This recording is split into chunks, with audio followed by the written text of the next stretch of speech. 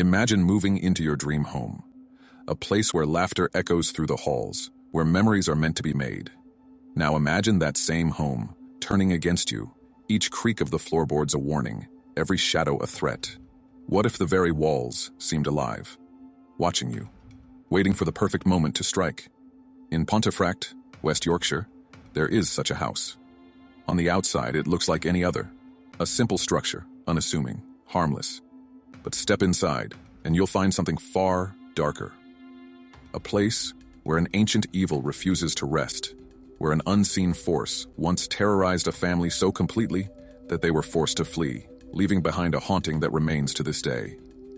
This is the story of the Black Monk of Pontefract, a malevolent spirit whose presence has been felt for decades, a tale of fear, torment, and the chilling realization that some forces cannot be reasoned with. Tonight, we'll take you inside one of Britain's most haunted homes, where the line between the living and the dead was shattered forever. Before we dive into the chilling story of 30 East Drive, don't forget to like this video and subscribe to Whispering Owl. Your support helps us uncover more mysteries, one story at a time, and trust me, you won't want to miss what's coming next. Are you ready to step into the darkness? Brace yourself. This is not just a ghost story. It's a journey into the unknown. It was the summer of 1966 when the Pritchard family arrived at their new home.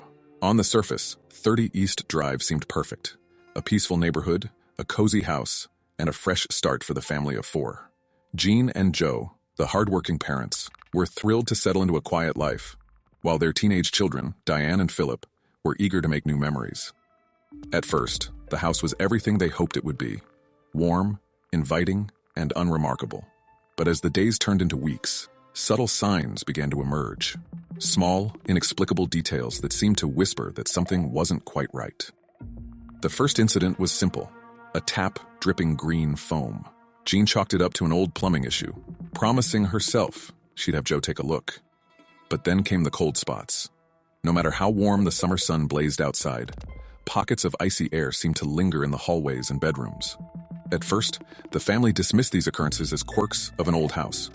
But the house wasn't old, and the strange events began to intensify. One evening, as the family gathered in the living room, the lights flickered on and off. Joe blamed the wiring, but Philip swore he saw something, a dark shape, fleeting and silent, moving across the hallway. His protests were quickly dismissed as an overactive imagination, but Philip wasn't imagining things. He felt it before he saw it. The sense of being watched, the hairs rising on the back of his neck. That night, the creaks and whispers began, sounds that had no source, echoing through the empty halls.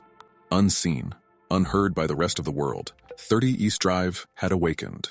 The family couldn't know it yet, but they were no longer alone. Something ancient, something dark, had claimed their home, and it was only getting started. It started small, almost unnoticeable. An object moved slightly out of place, a faint sound just on the edge of hearing. But one day, the house decided to make its presence known.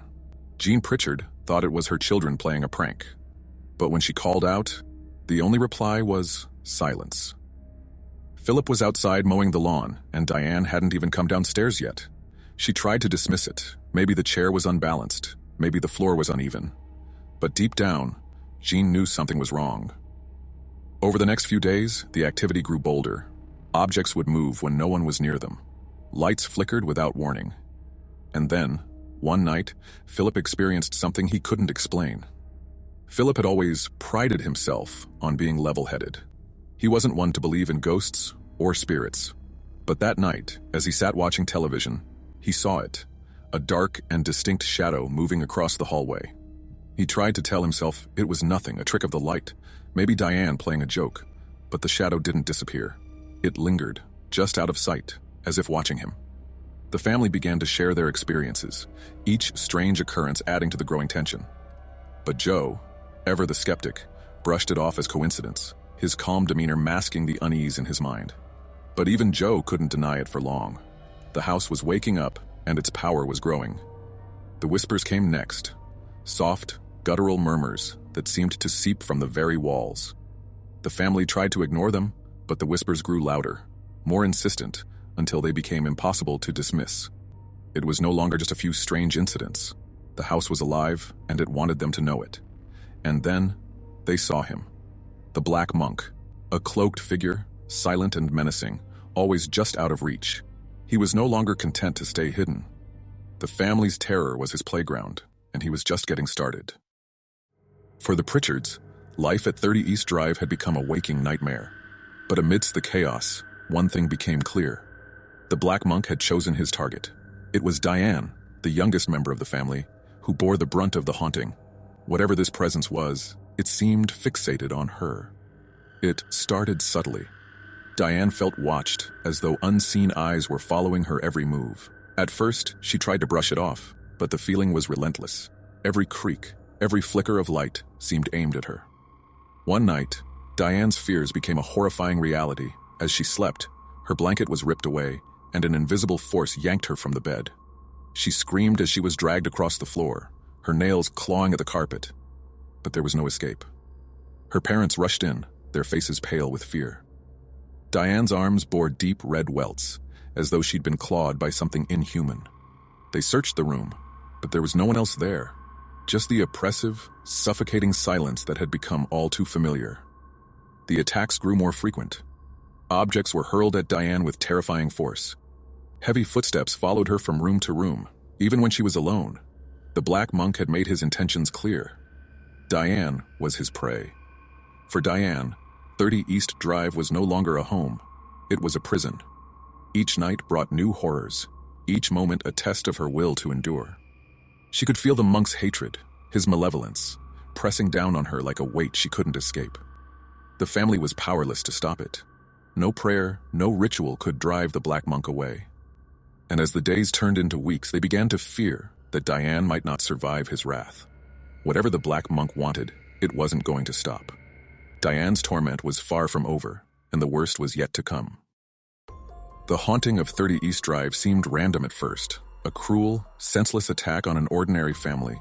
But as the Pritchards dug deeper, they began to uncover the house's dark and bloody history. Local legends tell of a 16th century clergyman, known today only as the Black Monk. This man, once a figure of religious authority, was accused of unspeakable crimes, including the brutal murder of a young girl. He was executed for his sins, his body discarded without ceremony in a well near the very site where the Pritchards' home now stands. His death was meant to silence his evil, to bring justice to his victims. But some deaths are not the end. Could it be that his restless spirit returned to the site of his burial, drawn by the echoes of his crimes? The house itself was built decades later, unknowing of what lay beneath. But some believe the land is cursed, tainted by the Black Monk's presence. Perhaps the construction of the home disturbed his slumber, awakening a rage that had lain dormant for centuries. Pontefract, with its rich history and dark folklore, has long been a place of mystery. From medieval battles to whispered tales of witchcraft, the town has always seemed to dance on the edge of the supernatural. The Black Monk is just one of many stories, but for the Pritchards, his was the only one that mattered. Desperate for answers, the Pritchards sought help from local historians and paranormal experts. What they learned only deepened their fear. The Black Monk wasn't just a shadow. They were living in his domain, a place where his evil had left an indelible mark. The family began to notice patterns. An unnatural cold near certain areas of the house. Objects drawn inexplicably to the same spots. It was as if the monk's presence wasn't confined to the physical. He existed in the very fabric of the home. Could the Black Monk's crimes have tethered him to this place, his rage immortalized in the very earth beneath the house? The Pritchards believed it was no coincidence that their family had been chosen. The Black Monk's hatred seemed ancient, personal, and unrelenting. And as the family pieced together the puzzle, one thing became clear. This was no ordinary haunting. The Black Monk wasn't just a ghost. He was a force, a predator from another time, whose hunger for torment knew no end. The more the Pritchards learned about the Black Monk, the worse the haunting became. It was as though their fear and curiosity fueled the entity, giving it the strength to manifest in more terrifying ways. What began as scratches and whispers evolved into full-blown chaos. Furniture moved on its own, heavy pieces sliding across the floor as if pushed by invisible hands. Objects flew through the air, smashing against walls with unnerving precision. The family could no longer deny the malicious intent behind these actions. For Diane, the attacks became personal. Doors slammed in her face, unseen hands grabbed her hair, and bruises appeared on her arms and legs as though she'd been struck. The Black Monk's focus on her was relentless, leaving her terrified to be alone. The strain on the family was unbearable. Jean begged to leave, but Joe refused, clinging to the hope that the activity would pass.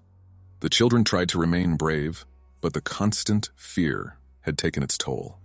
They were prisoners in their own home. Desperate for answers, the Pritchards turned to the paranormal community. Investigators set up cameras, recording devices, and other equipment in an attempt to document the haunting. What they captured was chilling, low whispers, heavy footsteps, and fleeting shadows. But it was what happened next that left them truly shaken. The Black Monk didn't just want to be seen. He wanted them to know he was in control. His appearances became bolder, his presence undeniable. The investigators, seasoned in their field, admitted they had never encountered anything like this before. The attacks reached their peak. Diane was lifted off the ground, her screams echoing through the house as the monk's fury seemed to know no bounds. The family tried everything: prayers, blessings, even exorcisms, but nothing worked. The entity's grip on the house was absolute. By now, the family understood that the Black Monk was far more than a restless spirit. He was a force of pure malevolence, rooted in the dark history of the land. And he had no intention of leaving. The Pritchards were left with an impossible choice: stay and endure the torment, or flee and leave their home to the darkness. Either way, the Black Monk had made one thing clear: he was not finished with them yet. The Pritchards had fled, leaving behind the house and the horrors that haunted it. But 30 East Drive remained, its sinister presence undiminished.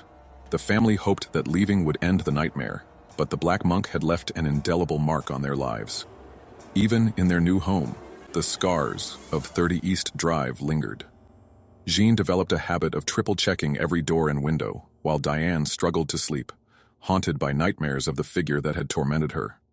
The family tried to move on, but the memories of what they'd endured refused to fade. Meanwhile, word of the haunting spread.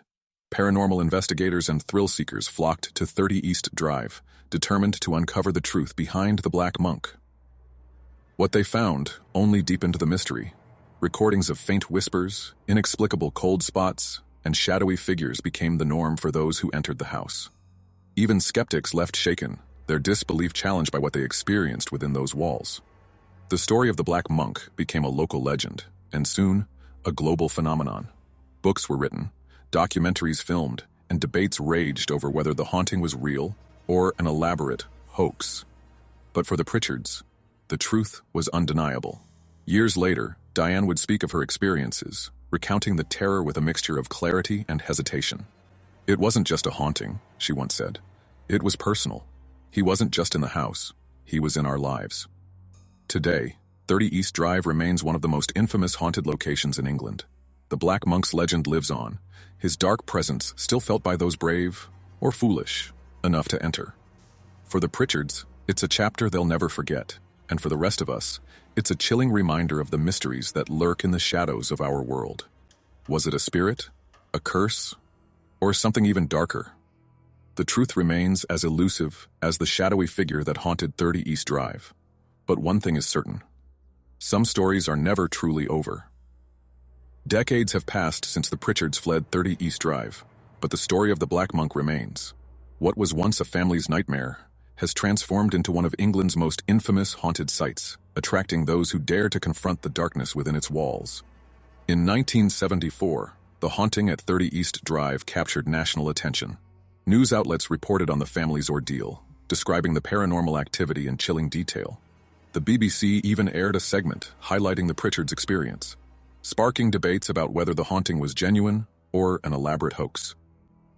Years later, the story was immortalized in Colin Wilson and Guy Lyon Playfair book, The Black Monk of Pontefract, which detailed the Pritchard family's experiences alongside testimonies from neighbors, investigators, and even skeptics. The book became a key reference for paranormal enthusiasts, offering a chilling account of what happened inside 30 East Drive. Neighbors from the time also came forward, sharing their own unsettling experiences. Strange lights, inexplicable noises, and sightings of a shadowy figure outside the house added to the growing legend of the Black Monk.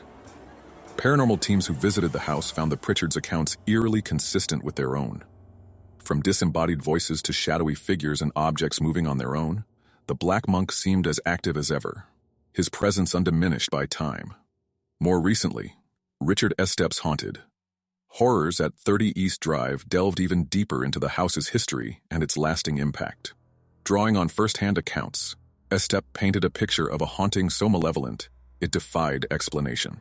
His book reignited interest in the Black Monk, ensuring the story continues to captivate and terrify. Throughout the years, newspapers, documentaries, and books have kept the story alive. The events at 30 East Drive were so chilling that they inspired the 2012 film When the Lights Went Out, directed by Pat Holden, a relative of the real-life family who endured the haunting. While the movie changes the names of the family members and takes some creative liberties, it stays rooted in the core experiences of the Pritchards. The unsettling poltergeist activity, the oppressive presence of the Black Monk, and the family's desperate struggle for answers remain hauntingly true to life. For some, these accounts validate the family's claims. For others, they raise more questions than answers. Years later, Diane would speak of her experiences, recounting the terror with a mixture of clarity and hesitation. "It wasn't just a haunting," she once said. "It was personal. He wasn't just in the house, he was in our lives." Today, 30 East Drive remains one of the most infamous haunted locations in England. The Black Monk's legend lives on, his dark presence still felt by those brave or foolish enough to enter. For the Pritchards, it's a chapter they'll never forget. And for the rest of us, it's a chilling reminder of the mysteries that lurk in the shadows of our world. Was it a spirit, a curse, or something even darker? The truth remains as elusive as the shadowy figure that haunted 30 East Drive. But one thing is certain, some stories are never truly over. The story of the Black Monk is more than just a tale of a haunted house. It's a chilling reminder that some mysteries are never meant to be solved. Whether you believe in the supernatural or not, the events at 30 East Drive challenge what we think we know about the world around us. Do you believe the Pritchards' terrifying ordeal? Was it a restless spirit, a dark curse, or something beyond our understanding? Share your thoughts in the comments below. We'd love to hear your theories. If you found this story as captivating as we did, be sure to like, subscribe, and hit the notification bell so you never miss a tale from the darker side of history. And if you're brave enough, share this video with someone who dares to explore the unknown.